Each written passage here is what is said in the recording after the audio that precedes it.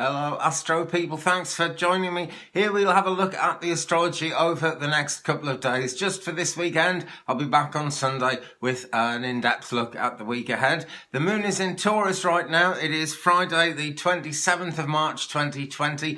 The great news is, well, two bits of great news really. One is that Mercury Retrograde is finally absolutely over, the last vestiges of itself. That's coming up on Sunday and we're pretty much there now, to be honest.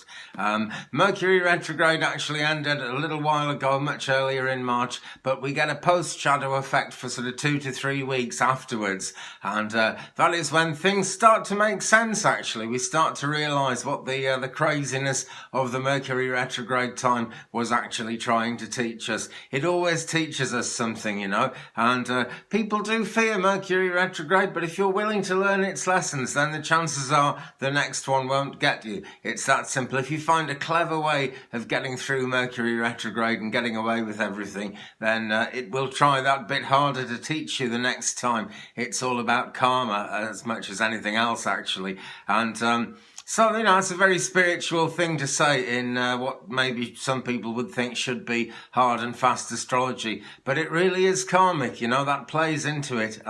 Whatever we really deserve to find out, deserve to be taught, whether that's painful lessons or easy lessons, tends to be taught to us in Mercury Retrograde, wherever it's about other people, wherever it's about communication, our attitudes to other people, and of course it has a lot to do with travel, transport and that kind of thing as well.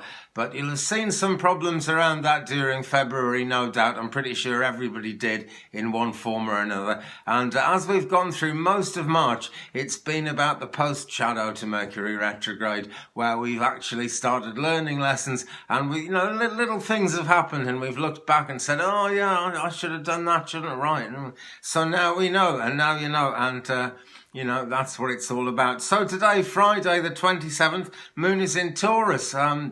She's actually been there since yesterday, the 26th, and it's a kind of situation where you want to be patient, you want to be diligent, and if you can be like that, you'll get the most out of a Taurus moon. Sometimes a complete rest is indicated. It's not always about forging ahead and getting things done, but it is always about patience, and it is always about diligence as well, really kind of making sure you're getting things right. Now, lots of us are getting more of a rest than we ever wanted at the moment. That tends to be the way life just goes like that. I mean, obviously it's because of the situation that's going on in the world, but life just goes like that sometimes. So what can we learn? We can learn a lot about ourselves at this time, actually, and I think that's going to be one of the biggest benefits of what we're going through at the moment when we eventually come out the other side of it. And we will come out the other side of it. China's out the other side of it already. It actually does pass. It's like a kind of tsunami wave. It's a dreadful thing,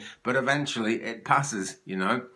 So we need to keep our eyes on the future. We certainly do. But at this time, if we're kind of cooped up at home, or if we're just not able to do as much as we'd like to do, then that is a time to get to know your own self on a deeper level. And that is so rewarding. It's a spiritual thing in lots of ways, particularly in the Hindu faith and the Hare Krishna movement. Self-knowledge is really where it's all at in their scriptures and everything. But it's a very positive part of life anyway, just generally speaking. If you didn't believe in God or anything like that, if you really kind of know yourself, then you're going to be in situations that work out better for you, and things are just going to flow that much more smoothly. It says on my chart here, this is a great time to treat plants. Well, obviously, we've got to be careful about going out. I'm very lucky myself. I live out in the country, so I can go out in the garden. There's nobody else about. That's easy done. So if you're actually able to do any gardening, this Taurus moon is a great time for doing that and for thinking about that. The moon at this moment is 8.2% full, and that's the other bit of really good news at the moment, actually, because if you were planning to launch something, to get something off the ground, and it's something you can do without breaking any of the restrictions, maybe an online business, a thing like that, or maybe you want to start doing videos, go for it. It's there for everybody, it really is. This is actually quite a good time because new moon came in on the 24th, so now we're at the 27th. We are actually in a situation where the lunar energy is quite powerful powerful again in the sky, and she's waxing, she's on the rise, so the power is increasing all the time at the moment, and that will go right through until we get the next full moon. So a powerful time in terms of the moon energy. She's 8.2% full. And what else is going on today? This is just Friday so far, but you know, Friday is the beginning of the weekend. It's where it all kicks off. So it's, you know, it's the start of things. Sun square Jupiter at the moment, moral legal debate, that kind of thing. And important court cases might make the news. Well, I think that's going to be very different with the world as it is. But certainly there are a lot of legal arguments going on around governments at the moment. And I think we're going to be seeing them getting real. And we're going to be seeing those arguments playing out in quite a big way. There's a definite possibility of things trying to overgrow and, you know, particularly in politics, things getting blown out of proportion, because, you know, obviously the big thing we're all focused on at the moment, that, you know, you can't make too much of that really. It's a massive thing, but the political arguments can easily get blown out of proportion, and I think that's what we're going to be seeing quite a lot of over this weekend and probably over the next week or two. Moon sextile Neptune.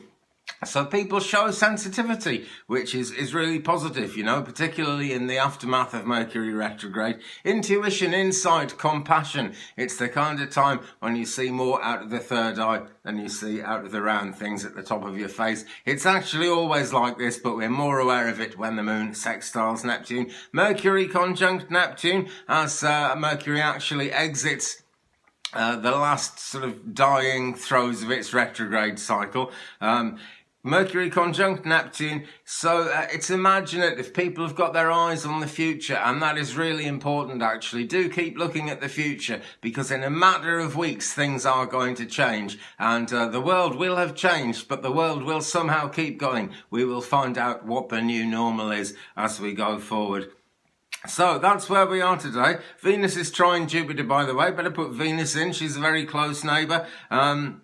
And I'll do Mars as well. But Venus trine Jupiter, confidence, feelings of prosperity. Well, that's great. People are going to start settling into this isolation thing and realizing what you can actually do with it. And it is actually quite powerful to know yourself and to work on the things that you can work on from home, because anything to do with home and hearth is the planks and the platform that you stand on as you go about your life. And when things change, you'll be able to go forward much more surely, much more steadily with what you learn now.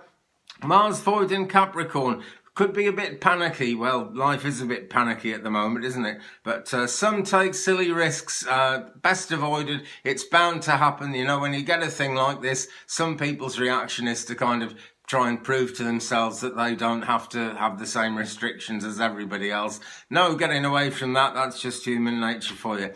Anyway, that is more or less this weekend as it starts today on the 27th. The moon is actually going to enter Gemini tomorrow, Saturday the 28th. That's going to be 6:38 in the evening on the west side of the States and Canada, on the Pacific coast.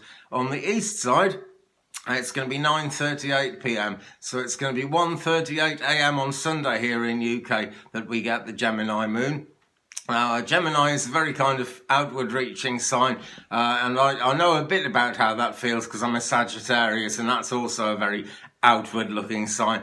And at a time when we're all kind of forced inwards, that could be difficult, but it's going to get us thinking, and it's that getting things, you know, really thought out is going to make a big, big difference as we go forward.